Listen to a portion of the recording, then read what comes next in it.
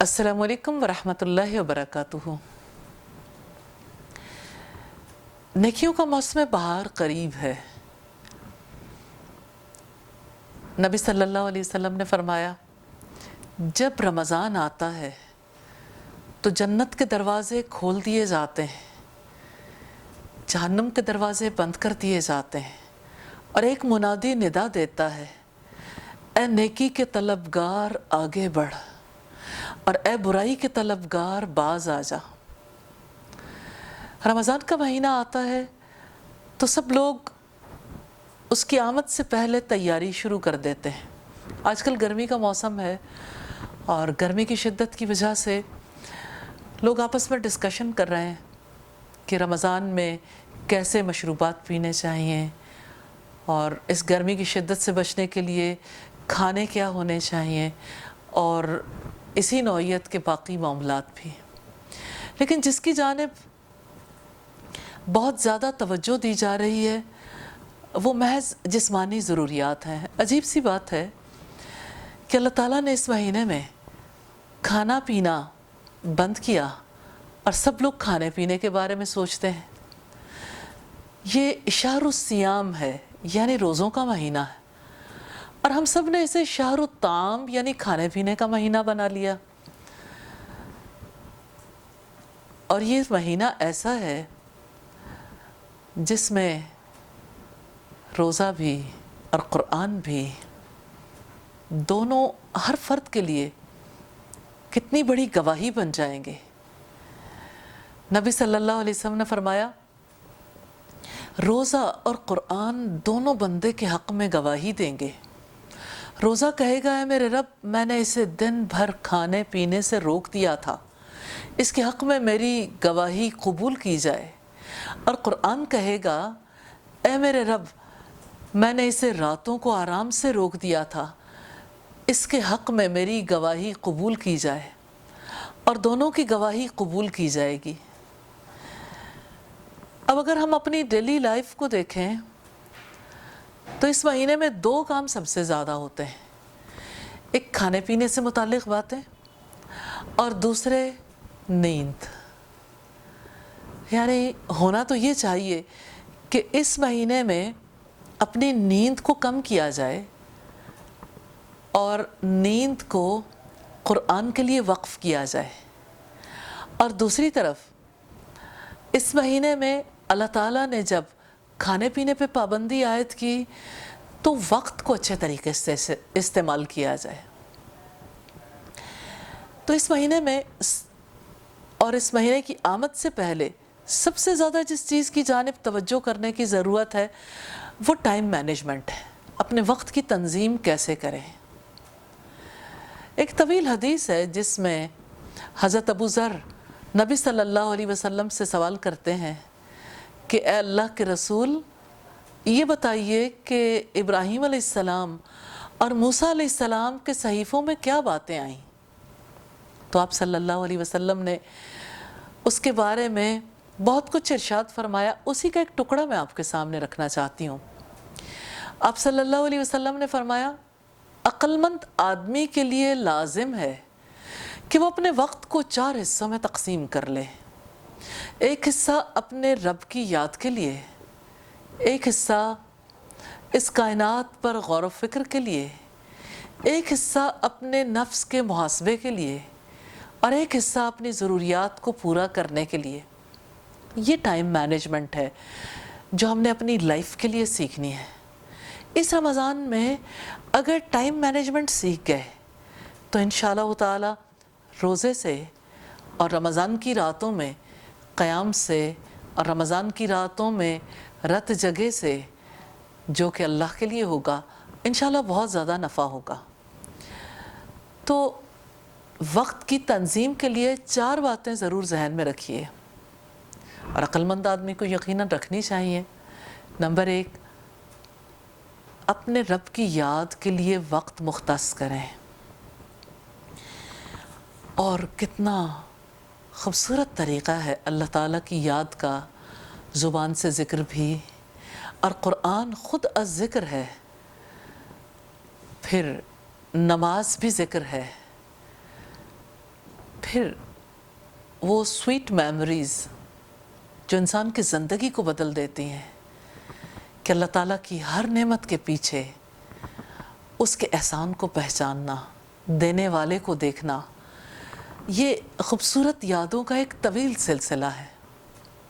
تو اللہ تعالیٰ کی یاد کے بہت ہی پیارے طریقے ہیں، جیسے اس کی یاد کا وہ سلسلہ جو نبی صلی اللہ علیہ وسلم نے اختیار کیا۔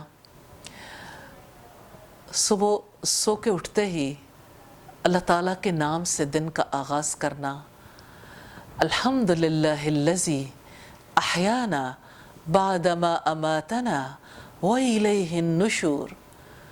شکر ہے اللہ تعالیٰ کا، تمام تعریف اس کی ذات کے لیے ہے جس نے ہماری موت کے بعد ہمیں زندگی عطا کی، اور اسی کی طرف سب نے جمع ہونا ہے۔ کتنا خوبصورت میسج ہے اپنی ذات کے لیے، یہ کیسا ذکر ہے جس میں اللہ کا شکر بھی ہے، جس میں موت کے بعد کی زندگی کا یقین بھی ہے، جس میں جی اٹھنے پر حساب کتاب کا یقین بھی ہے، اللہ تعالیٰ کا سامنا کرنا بھی ہے۔ تو یہ میموریز بڑی خوبصورت ہیں، یہی وہ چیز ہے جو انسان کو زندگی میں چلاتی ہے۔ پھر آپ دیکھیں کہ آپ صلی اللہ علیہ وسلم ہر کام کا آغاز اللہ تعالیٰ کے نام سے کرتے تھے، اور ہر کام کا اختتام الحمدللہ کے ساتھ۔ اسی طرح سے مختلف اوقات میں جو رسول اللہ صلی اللہ علیہ وسلم دعائیں کیا کرتے تھے، اذکار کیا کرتے تھے، اس رمضان میں اپنی زندگی کی روٹین میں سے لائیں۔ اب دیکھیں، آپ کی زندگی میں آپ کی یادوں کا ایک طویل سلسلہ ہے۔ آپ فیملی وائز جب اکٹھے تھے، اور کتنے ہی لوگ ہیں جو اپنے بچوں کے لیے بیبی بکس بناتے ہیں، میموریز، پھر جب بچپن کی تصویریں ہیں، اور اب تو لگتا ہے یادیں ہی یادیں ہیں۔ ادھر سے کسی مقام پر پہنچے، ادھر سے سٹیٹس اپلوڈ کیا، ادھر سے کچھ کھانا کھایا، ادھر سے فیس بک پہ اپلوڈ کر دیا، ہر ایک ہاتھ میں موبائل ہے، اور یادوں کے طویل سلسلے۔ لیکن ان یادوں سے انسان کو کیا نفع ہوتا ہے؟ ہر ایک کو ایک اچیومنٹ ہے، اچیومنٹ کا احساس ہے کہ میں نے گویا زندگی میں بہت کچھ کر لیا، لیکن اپنی ذات، اپنی بات، آخر ہماری ذات کتنی بڑی ہو سکتی ہے؟ میرے رب کی ذات، میرے رب کی بات، یہی چیز زندگی میں نفع دینے والی ہے۔ اس وجہ سے اس رمضان میں یہ طے کر لیں، میرے رب کی بات اور اس رب کی یاد، اسی کو میں نے اپنی یادوں میں بسانا ہے۔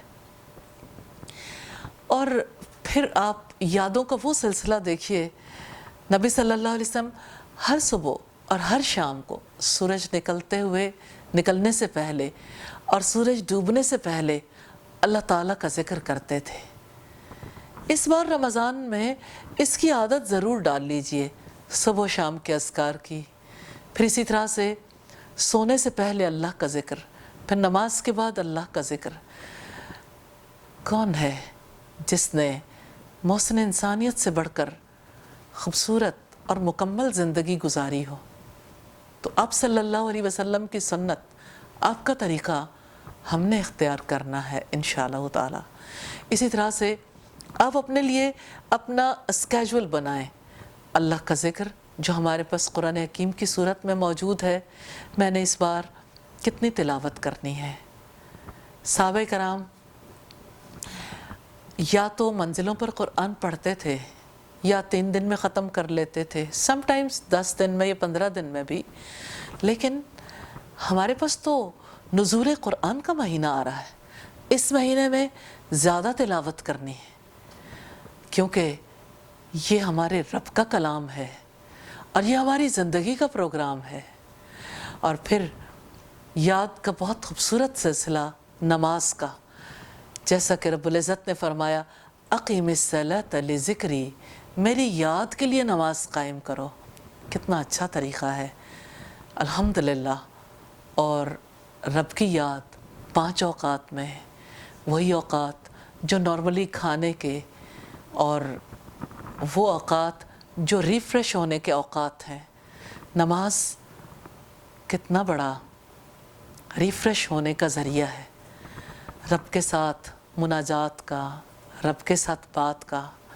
تو انشاءاللہ اپنی نمازوں کو بہتر بنانا ہے، اور نمازوں میں خشوع اختیار کرنے کے لیے کچھ بنیادی چیزیں ہیں جن کو ذہن میں رکھنا ہے. مثال کے طور پر جیسے آپ وضو کریں یا نماز میں جو کچھ آپ پڑھیں اس وقت پہ کچھ سوچیں بھی. الحمدللہ اصلاح کے ساتھ رنگ نامی کتاب سے آپ لوگ ہیلپ لے سکتے ہیں اللہ کے فضل و کرم سے. اسی طرح سے ایک حصہ اس کائنات پر غور و فکر کے لیے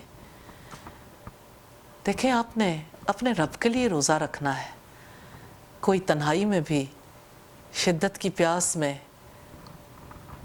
اور سب کچھ اویلیبل ہو جانے پر بھی آپ سے روزہ نہیں توڑوا پاتا، کیونکہ آپ نے روزہ رب کے لیے رکھا ہے.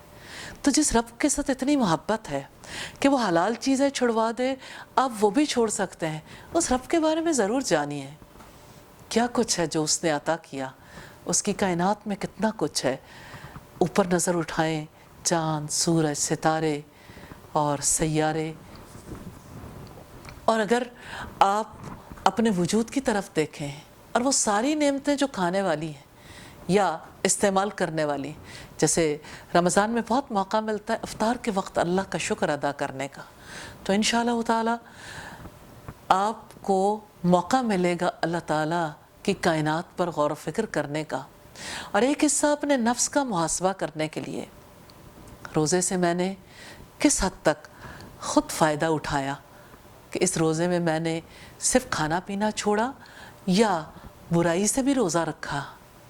کیونکہ رسول اللہ نے فرمایا کہ جس نے روزہ رکھنے کے باوجود جھوٹ بولنا نہیں چھوڑا، اللہ تعالیٰ کو اس کے بھوکا پیاسا رہنے کی کوئی ضرورت نہیں.